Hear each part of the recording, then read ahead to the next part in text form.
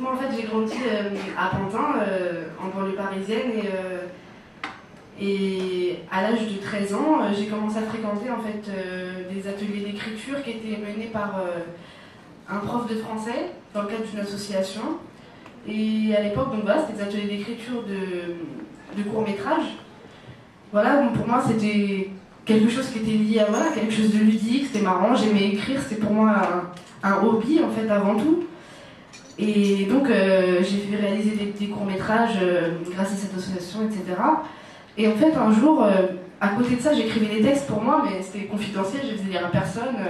Et donc j'avais écrit 30 pages d'un texte que j'avais intitulé Kiff Kiff demain à l'époque. Et donc j'ai fait lire à ce professeur ces 30 pages qu'il a en fait transmises à la maison d'édition dans laquelle je suis publiée aujourd'hui. Voilà, donc j'ai été contactée par l'éditrice qui m'a proposé de signer un contrat et de terminer le roman. Donc voilà, j'avais 17 ans à cette époque-là.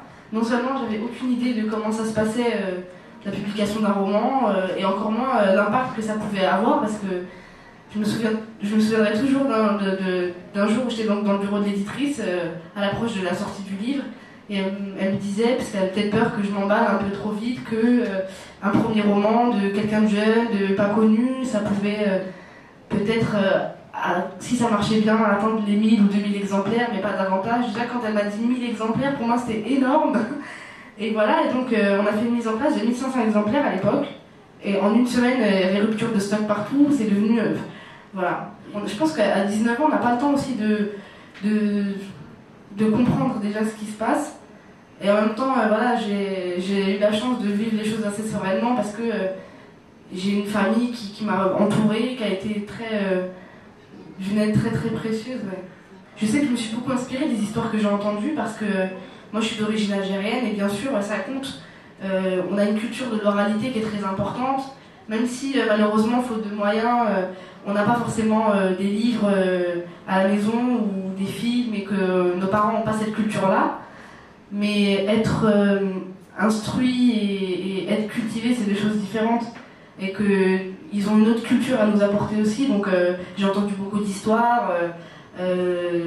Voilà, donc du coup, l'imagination est stimulée aussi quand on a une famille qui parle beaucoup, qui raconte des histoires, etc. Après, plus tard, grâce à l'école, et quand j'étais un peu autonome, j'ai pu me déplacer, aller à la bibliothèque, parce que je vivais dans un quartier où il n'y avait pas de librairie, pas de bibliothèque, pas de cinéma, pas de théâtre, donc c'est vrai que c'est pas évident pour avoir cet accès-là. Et donc voilà, j'ai lu des bouquins. Moi, je sais qu'il y a un livre qui a été très marquant. Pour moi, c'est un livre de Salinger qui s'appelle L'Attrape-Cœur, qu'on fait lire à beaucoup d'adolescents à l'école, et que j'ai lu d'autres choses avant, mais ce livre, pour moi, ça a été le déclencheur de l'envie d'écrire. D'abord, j'ai pas de conditions d'écriture. Autant je m'impose pas une discipline comme certains auteurs le font. Je sais pas, par exemple, de me dire que chaque jour, il faut que j'écrive 10 pages entre 9h du matin et 17h. Ça, j'arrive pas à le faire.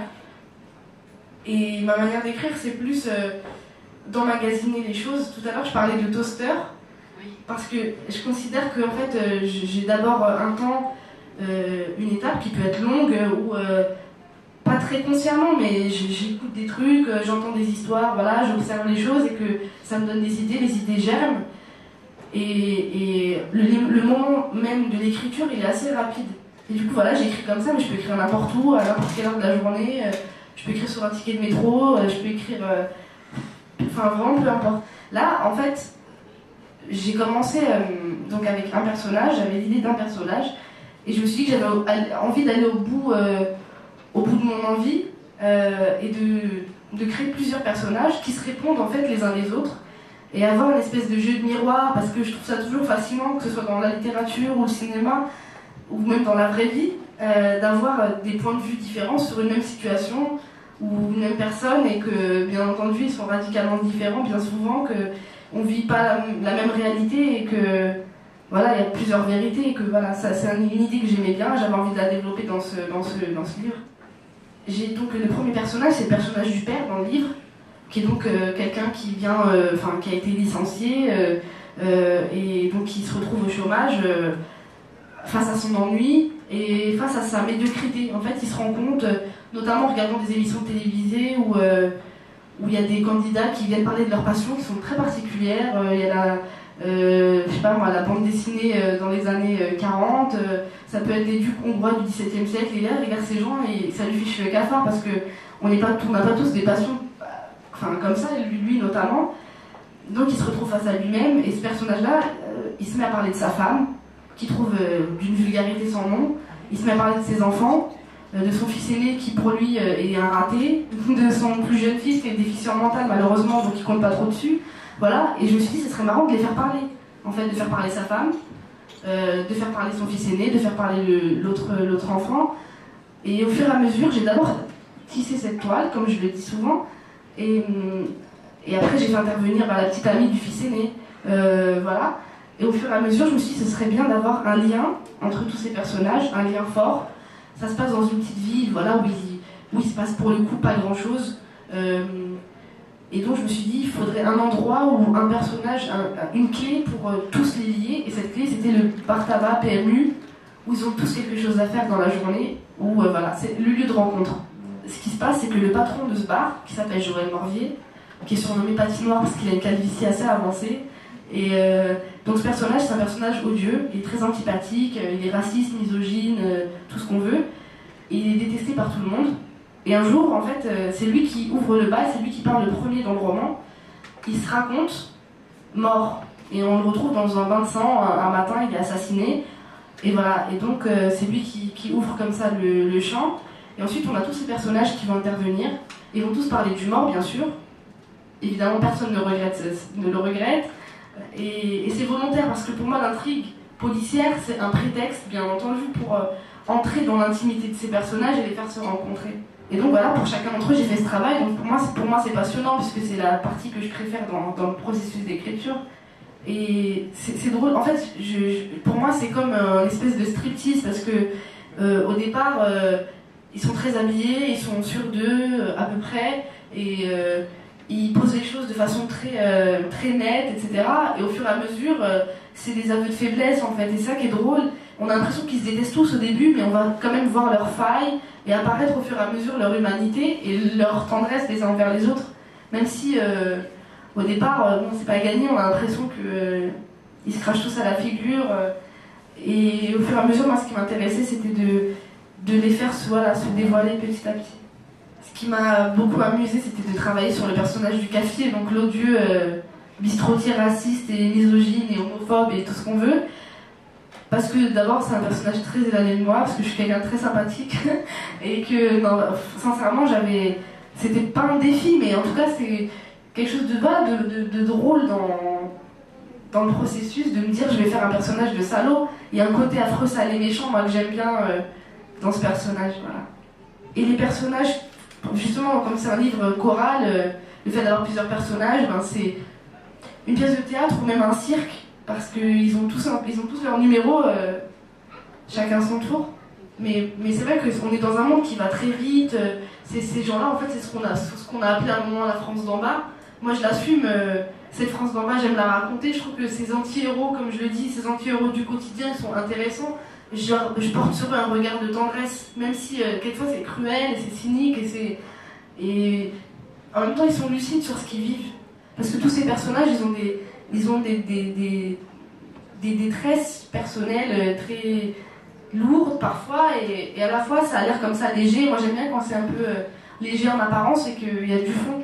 Et on est en 2008, hein, c'est des histoires contemporaines, donc c'est de l'honnêteté, je peux pas faire semblant et faire parler la Magali comme Charles Swann, c'est impossible, ça marcherait pas. Enfin, donc là, le problème, c'est que j'ai 23 ans, quand j'ai publié mon premier roman, j'en avais 19.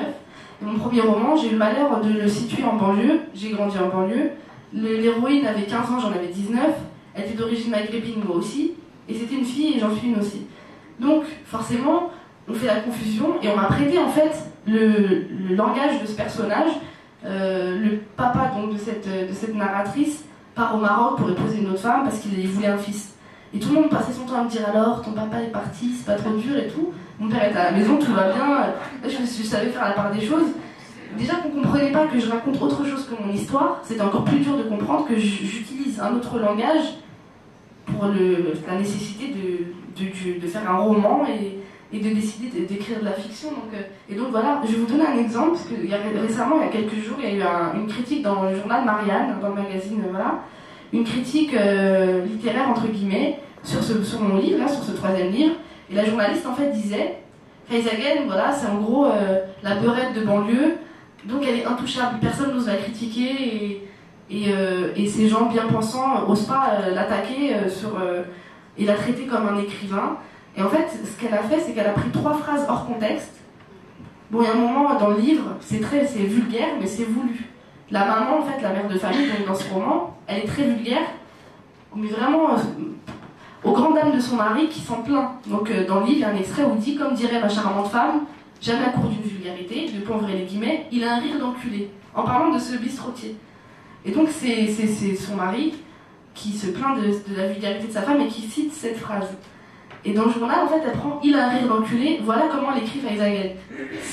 Encore une fois, c'est réducteur, mais à la fois, bon, maintenant que je prends du plaisir à les écrire, mes livres, tant pis, mais il y a un travail derrière ça a l'air simple comme ça, on dit elle écrit comme elle parle, c'est du langage parlé, mais il y a un travail d'écriture, et il y a des constructions de personnages, et ce que je fais, c'est pas juste d'écouter des gens parler et d'écrire, ce serait tellement simple.